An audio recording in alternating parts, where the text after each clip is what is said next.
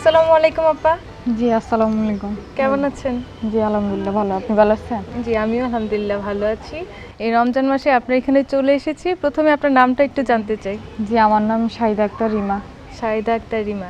কি বানাচ্ছেন আজকে? খিচুড়ি রান্না করব, সাথে বেগুনি হবে। খিচুড়ি, এখানে সবজি দেখতে পাচ্ছি। জি সবজি খিচুড়ি রান্না করব। সবজি খিচুড়ি।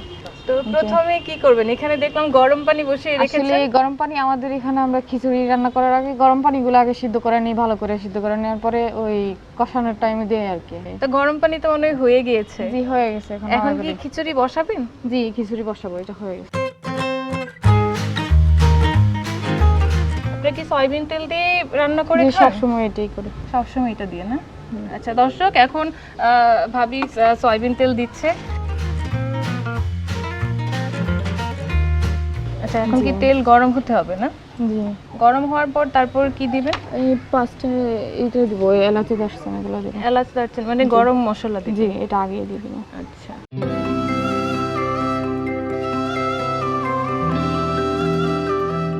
এখানে দর্শক দেখতে পাচ্ছেন পেঁয়াজ কাঁচামরিচ সব একসাথে কেটে রেখেছেন, এগুলো এখন ভাবি দিবেন।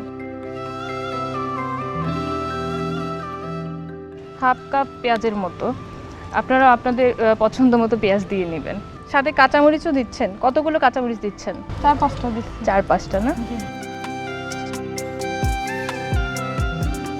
দর্শক এখানে সবজি রয়েছে, এখানে টমেটো, ফুলকপি, গাজর আর আলু, এগুলো দিয়ে রান্না করবেন। এখন আলু দিচ্ছে। এই কতগুলো আলু দিয়েছেন এখানে? এখানে একটা আলু দিচ্ছি। একটা আলু দিয়েছেন। আচ্ছা এরপরে কি দিবেন? পরে সবগুলা সবজি দিব।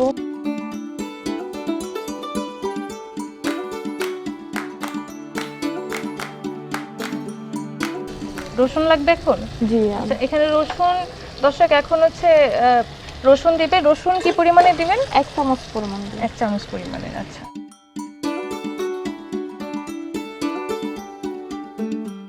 আদা বাটা দিতে হবে এখন রসুনের পর। আদা বাটা, তা আদা বাটা কতটুকু পরিমাণে? এই আদা বাটা 1 চামচ। 1 চামচ পরিমাণে আদা বাটা দিয়েছে। এখন কি দিতে হবে? হলুদ। হলুদ গুঁড়ো না? জি দর্শক এখন দিতে হবে হলুদ গুঁড়ো।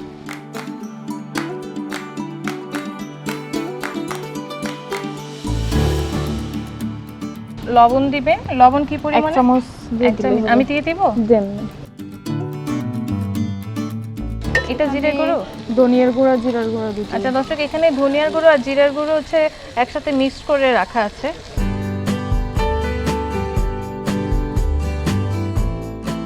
এবার ডালগুলো দিয়ে দেন। এখন ডাল দিতে হবে না?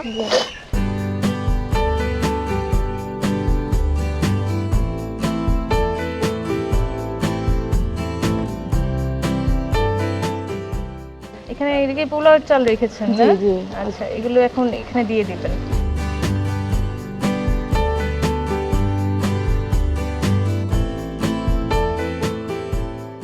এখন দেখতে পাচ্ছেন গরম পানি দেওয়া হচ্ছে।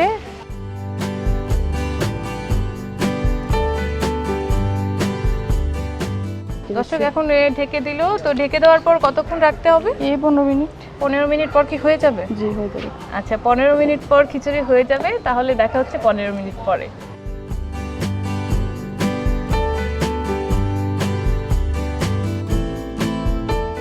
পনেরো মিনিট তো হয়ে গিয়েছে। জি খিচুড়ির অবস্থা দেখি তাহলে এখন। জি আচ্ছা মনে হচ্ছে হয়ে গিয়েছে। জি হয়ে গেছে।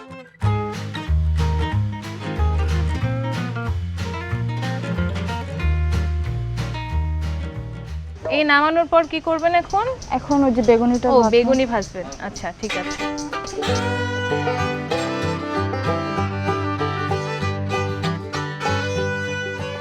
যে বেসন যে রেডি করে রেখেছেন, এই বেসনের সাথে কি দিয়েছেন?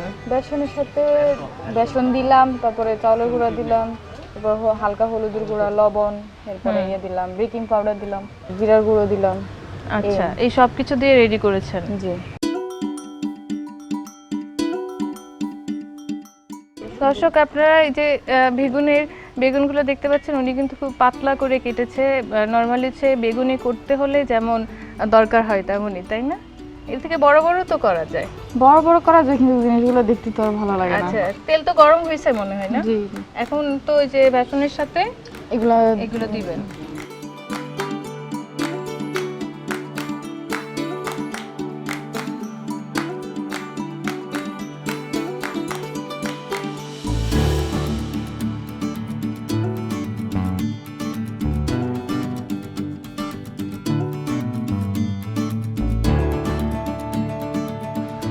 এখন কি নামাবেন? জি, এটা নামাই ফেলবো। দর্শক, এটা প্রায় হচ্ছে 5 থেকে 6 মিনিট পর হয়ে গিয়েছে। এখন নামানো হচ্ছে। দেখতে কিন্তু অনেক সুন্দর লাগছে, মনে হচ্ছে অনেক সুন্দর করে হয়েছে। আমি একটু আমাদের দর্শককে দেখাতে চাই। এই যে দর্শক, আপনারা দেখতে পাচ্ছেন খুবই সুন্দর করে হয়েছে, আর মনে হচ্ছে যে অনেক মচমচে হয়েছে। খেতে অনেক ভালোই লাগবে মনে হচ্ছে। আর কালারটাও কিন্তু খুব সুন্দর হয়েছে। আপনারা দেখতে পাচ্ছেন হালকা একটু লাল লাল, একটু হলুদ হলুদ, খুবই সুন্দর লাগছে দেখতে।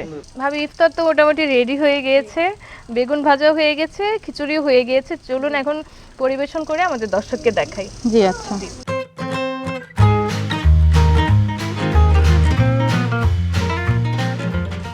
খিচুড়িটা দেখতে কিন্তু অনেক সুন্দর হয়েছে।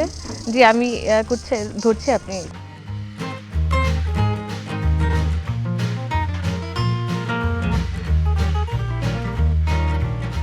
এখানে দেখতে পাচ্ছি খেজুর রেখেছেন, এটা কেন? ইফতারের সাথে প্রথমে খাইছে। আচ্ছা, আপনারা যে ইফতারকে খেজুর খেয়ে তারপর হচ্ছে ভাঙেন।